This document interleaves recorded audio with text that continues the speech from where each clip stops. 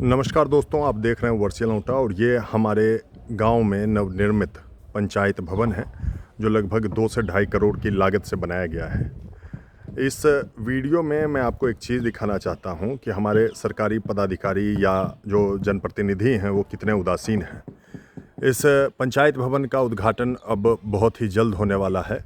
अभी यह गंगा के बेसिन में ही इसकी एनओसी मिली और इसे गंगा के बेसिन में ही बनाया गया, ऊंचा करके बनाया गया है, तो ये जगह डूबेगी नहीं। अगर जो इसको बाउंड्रीकृत कर दिया जाए या इसको चारों तरफ वो बांध बना दिया जाए तो ये पंचायत भवन डूबेगी नहीं। सबसे बड़ी चीज़ ये है कि ये जो पंचायत भवन है, इस पंचायत भवन में पहुंचने के लिए एक पहुंच पथ बनाया जा सकता था। पहुंच पथ बनाने के लिए देखिए, वो जो आप जगह देख रहे हैं वहीं संगत यहाँ पंचायत भवन निकलने का रास्ता है। अब वहाँ से लोग इस पंचायत भवन में कैसे आएंगे? अब सरकार क्या करेगी? सरकार अगर जो चाहती, जो एग्जीक्यूटिव इंजीनियर थे या जो प्रतिनिधि थे, वो कहते कि भाई इसमें थोड़ा सा रिवीजन करो, रिवीजन करके एक पहुंच पथ का भी आप इस पंचायत भवन के पहुंच पथ का भी निर्माण कर दो, और वो लगे हाथों ये हो जाता। लेकिन अब क्या होगा? हमने यहाँ के ठेकेदार से बात किया, उन्होंने कहा कि हम लोगों ने इंजीनियर साहब को बोला, लेकिन उन्होंने कहा फंड ही नहीं है, फंड ही नहीं है। यह कह के उन्होंने बोला कि नहीं बना सकते हैं, बस हम लोग को करवा दीजिए, हम लोग को बनाने में कोई आपत्ति नहीं है। ठेकेदार बनाना चाहता है, सड़क निर्माण कर देना चाहता है कि लोग इस पंचायत भवन में पहुंच जाएं, मगर फंड नहीं है। तो जो भी एग्जीक्यूटिव इंजीनियर है, अगर जो प्रतिनिधियों की अनुशंसा लगती है, तो कम से कम आप इस पंचायत भवन में पहुंचने के लिए तत्काल रास्ते का निर्माण करें और लगे हाथों ये करवा लें। नहीं तो होगा क्या कि इस सड़क की अनुशंसा के लिए वापस हमें स्थानीय प्रतिनिधियों के दरवाजे पर जाना होगा कि भैया इसको इस रास्ते को इस जगह से इस रास्ते को क्लियरेंस दे दो, इसके लिए फ़ंड एलोकेट करवा दो।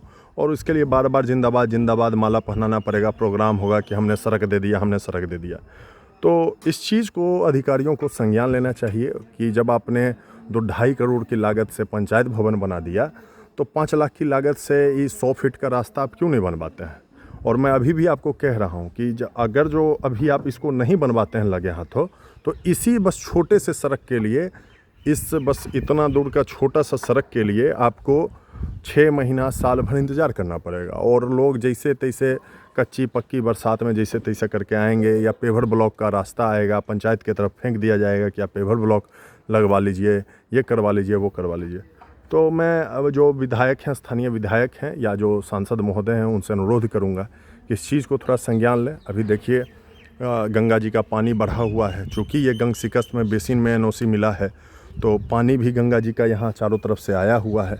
तो इसको कल होके पंचायत का अगर जो कैंपस निर्माण आप करवाते हैं कि पंचायत में बाउंड्री चार दीवारी बनेगी और चारों तरफ इसका कैंपस बनाया जाएगा, तो आप लगे हाथों ये चीज़ें करते साथ ही साथ। नहीं तो बिल्डिंग को भी क्षति हो सकती है, क्या पता कटाव हो जाए या कुछ हो जाए और ये बिल्डिंग सेटल कर जाए। तो मुझे लगा कि आपको ये दिखाना चाहिए, तो मैं आपको दिखा रहा हूँ। अभी देखिए चेकर टाइल्स वहाँ लगाए जा रहे हैं, जो कि दिव्यांगों के लिए लगाए जा रहे हैं, और ये डूबे हुए हैं। कहाँ से लोग पहुँचेगा यहाँ पे? तो और ठेकेदार काम करने के लिए तैयार है। जब ठेकेदार काम करने के लिए तैयार है तो काम में रिवीजन करके टेंडर को आप वो आगे बढ़ा सकते हैं।